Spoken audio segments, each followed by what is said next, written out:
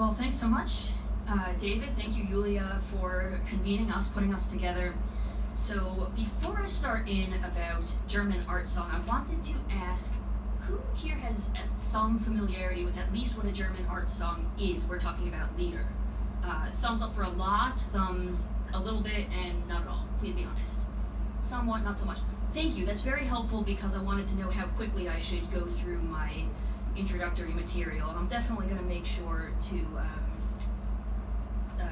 linger over it a little bit to make sure that what will follow is going to be quite clear. So,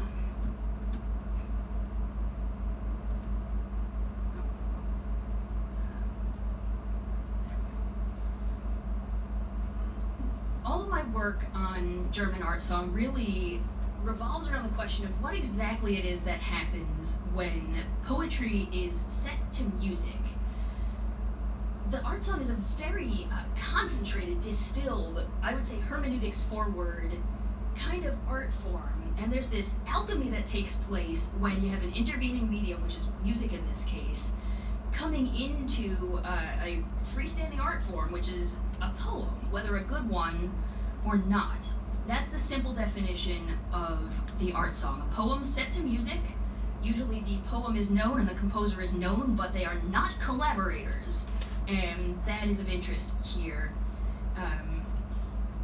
The art song is usually for one singer and one pianist. It's the short song tradition of classical music. People will maybe hear it and think, oh, this sounds like opera, but it's not staged and it's not with a full orchestra. Very pared down.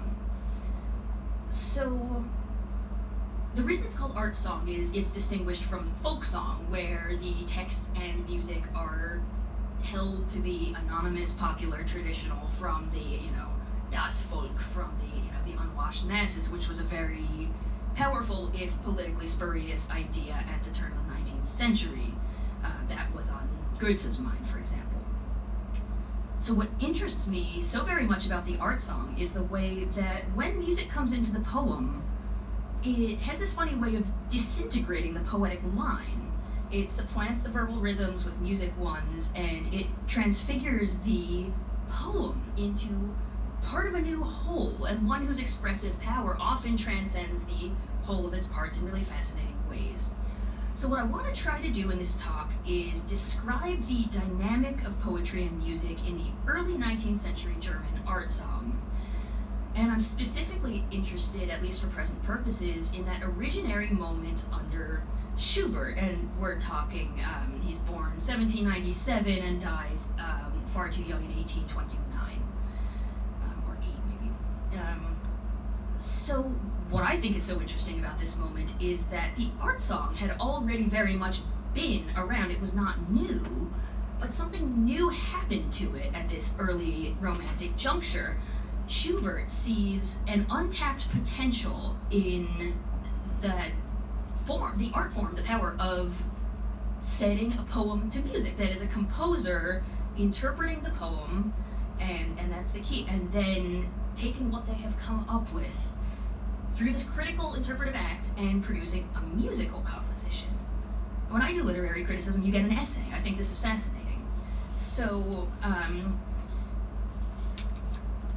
let's see. Schubert's technical innovations included vastly increasing the difficulty of both the voice and the piano parts, really essentially professionalizing the genre, taking it out of the amateur realm, the drawing room, the salon, the wealthy and, privileged and accomplished. He elevates the piano from an accompaniment to an equal and expressive partner in the music with the singer.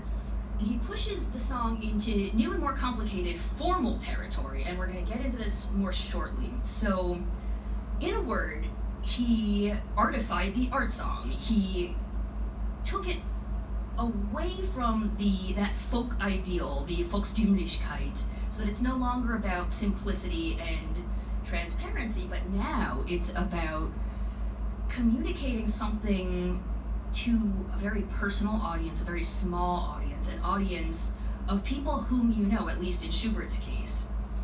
And it's no longer easy to play, sing, or even listen to, understand these songs. And in a sense, the harder it is for an outsider to really pick up on the musical subtleties, the better. For the reason that Schubert and his friends lived in a police state, Metternich's Vienna, and it absolutely mattered. It absolutely affected their lives. One reason I also think this is such an interesting moment in aesthetic history is that at the same time, E.T.A. Hoffmann and others were just setting about so-called liberating instrumental music from the voice. This was the moment of so-called absolute music. So at the same time that instrumental music has its rise, so in a sense does this little marginal genre of vocal music. What interests me most about Schubert's contributions are not these technical innovations so much as the conceptual one, his seizing on the interest of that interpretive act wherein the reading of the poem by the composer becomes front and center. So what's special about the romantic lead as opposed to the songs that had come before it? Mozart and Haydn and people before that did absolutely write songs. But what's going on here is that Schubert is not simply tacking melody onto a poem that will tolerate it. He's creating a much more dynamic kind of synthesis. So the romantic song composer first has to make something of the poem as such before they can make a song of it. And Schubert's genius for doing that very well is attested to especially in outpourings of love and grief from his friends after he died. He had set many of his friends' poems to music. Many of them were amateur poets, some of them better than others. But all of them knew what they were talking about when they talked about his settings because he had taken their poems and done his thing with them. So a guy called Sonnleitner says, he's a poetic soul, surprising truth of expression, sensitive understanding even of the poet's faintest suggestions. And I'm picking up the very hermeneutical language here. That's what's bolded. The key to the poem, which the composer has appropriated masterfully to himself, and he vies with the poet as he paints the manifestations of nature, etc. Meyerhofer, incidentally, is actually a pretty good poet.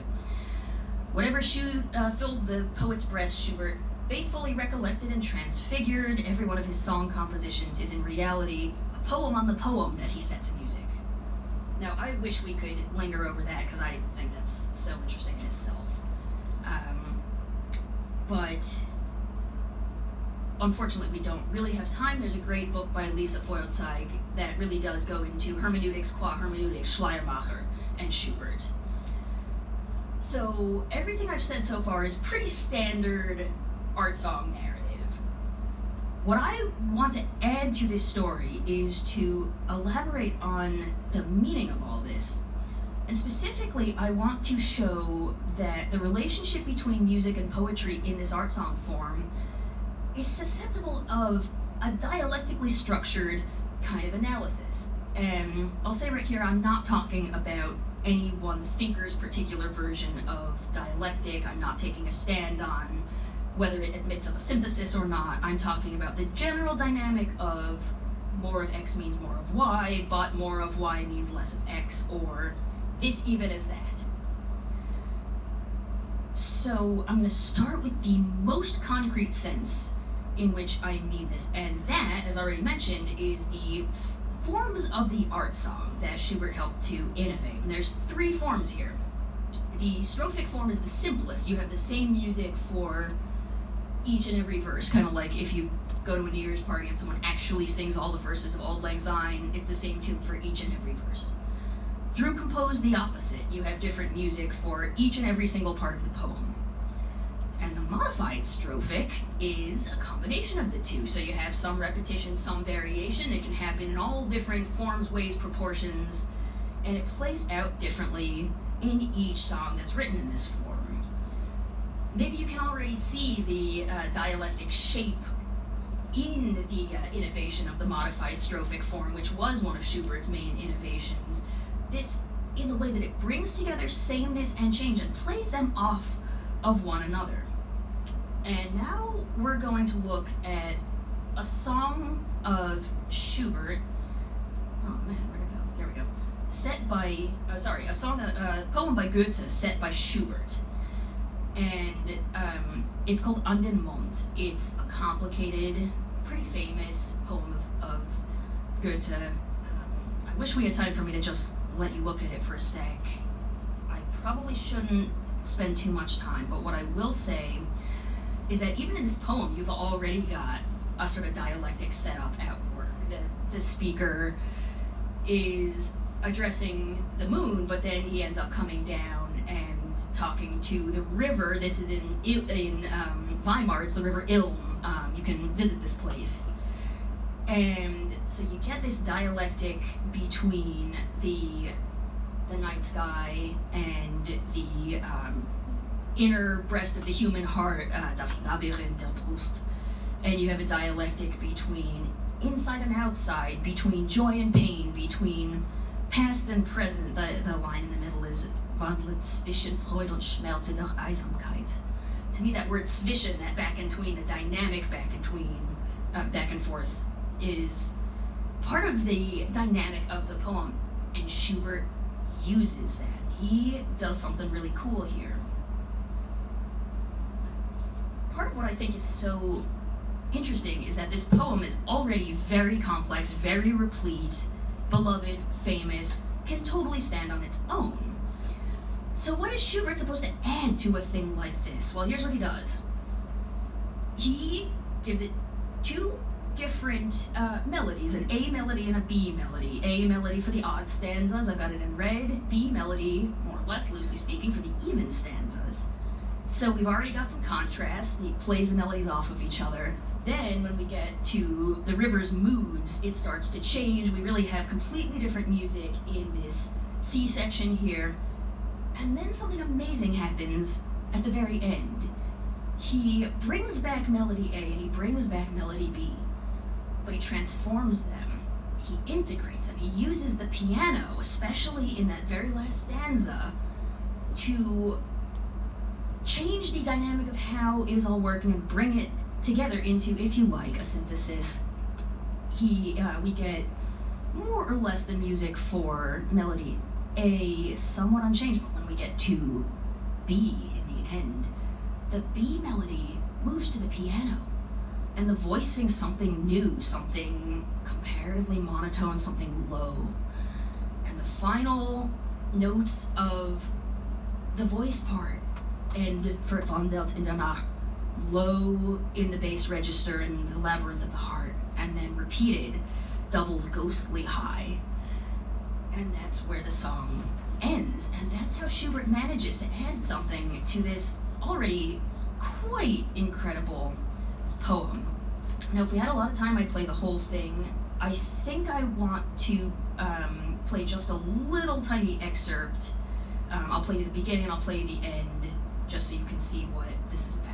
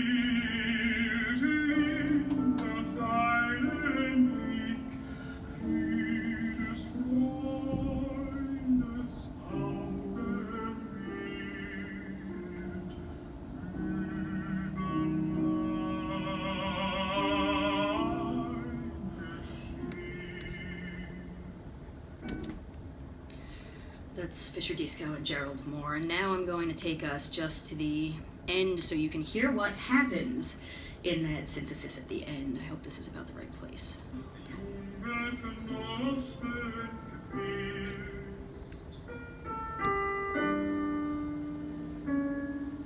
Here's A again.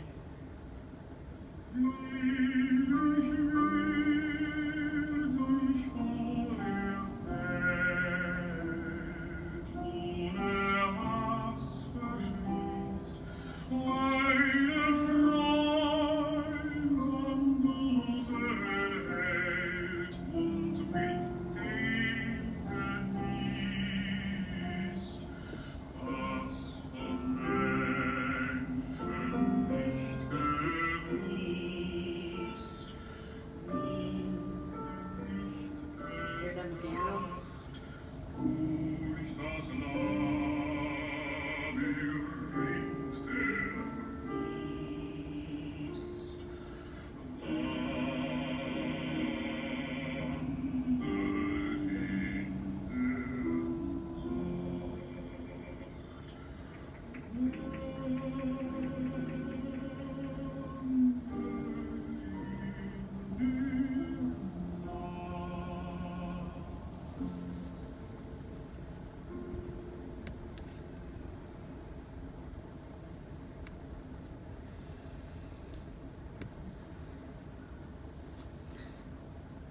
So, to recap where we've been so far, this is what I've been calling the dialectic of forms in the Romantic art song.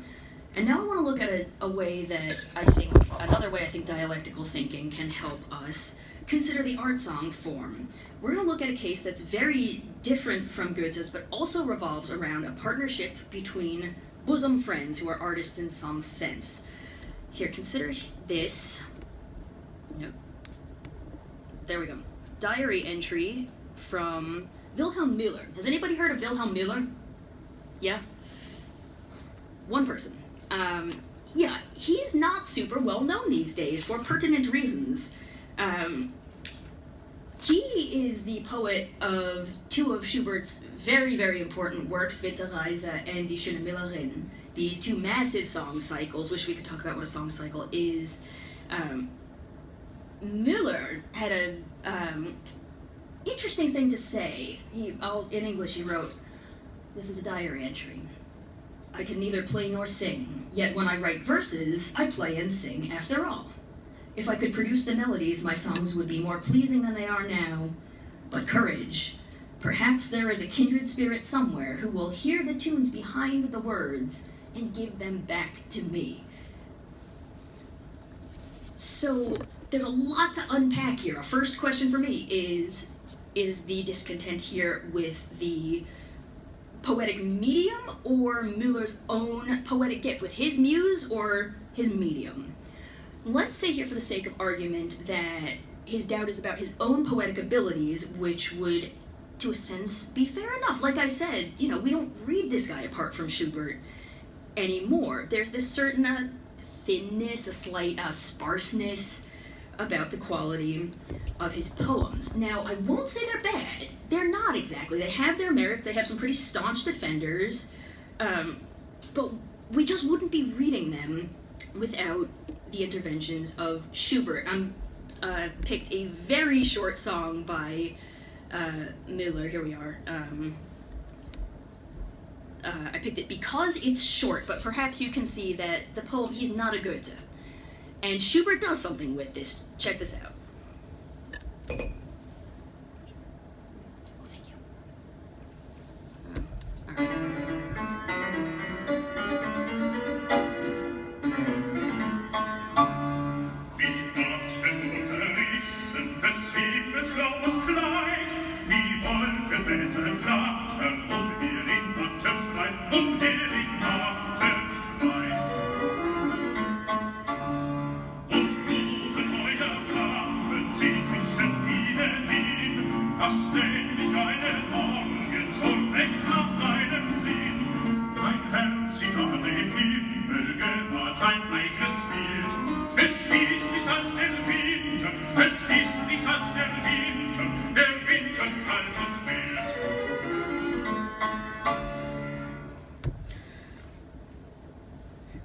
So, it seems to me that something different actually happens when the composer gets their hands on a very replete poem like the Goethe poem versus a kind of thin one like we have here. I wish that we had a little more time to get into the heart of intermedial relations. I would suggest Daniel Allred's book, Panesthetics, on this subject. But what I'll just say is that people used to fret a lot about, does Schubert have poor literary tastes if he set poems like this, and far worse ones, I must say, than this. A musicologist named Susan Ewens gives what I think is a very smart answer. She says, the poems that appealed to him had a, I got it, David's letting me know to wrap up, I will do that. Ewens says that what cuts that knot is that the poems that appeal to him have sensory images, they have motion, they have these sensory handles, they have images. I think that's really smart because it completely gets us out of this question about what sort of poem can support this. Goethe, interestingly, and I'll have to fly through this a little bit, wanted his poems to be set, but he wanted them to be set in this very, very transparent, simple, syllabic, usually strophic way. He had composers who did that. Here he gives a very revealing compliment to one who does the opposite of Schubert, adding precious little to the actual text itself, because Goethe, unlike Müller, feels, I wrote what I mean to say. Müller and the Romantic poets don't really feel that way. So there's not time to get into very much of this, but a very interesting interlocutor to Müller's idea, I think, is Hegel, who writes about all the art forms in his aesthetic lectures. He does write about art song. He has fascinating things to say about it, but it's not his main subject, so he can't bring it all together. Too bad, because it really would have made an excellent case study for his dialectic aesthetic project. The one quote I'll pick out from here is the way he says, poetry must summon in supplementation, in Ergänzung, other sensuous perceptions in order to complete the what is missing in the poem, what's insubstantial about it. There's not really time to go through those quotes, unfortunately, but you can see, I think, the synergy between, I kind of hate that word, but the synergy between Müller and Hegel.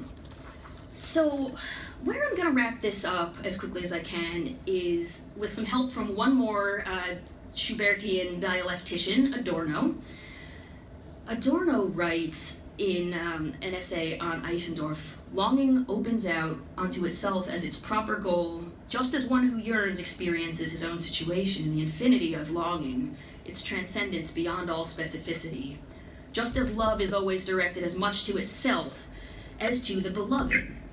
So part of what I think is interesting is that Müller's poems manage to really set this dynamic in work. Really, the Romantic poem, in a sense, is this incomplete thing. It is a complete incompleteness, a whole fragment. Here, we're touching on the Romantic discourse of fragmentarity, utterly pertinent, there's no time, alas. But what I find very touching, then, is that Müller really was this kindred spirit who was able to, Schubert really was this kindred spirit who was able to give Müller his own work back, whatever that might mean. And as Adorno points out in his Lyric Poet and Society essay, that's not something you do by directing your efforts to the future. It is something you do by retrenching yourself most materially in your own moment. And that is what Schubert did in his terrifying police state moment in his close domestic circles with his most trusted friends. Somehow, his doing that entrenchment in that moment is what gave Müller's poems the wings that they needed, paradoxically, to be restored to the poet through the future, through us, through posterity. I'll wrap up there. Thank you so much.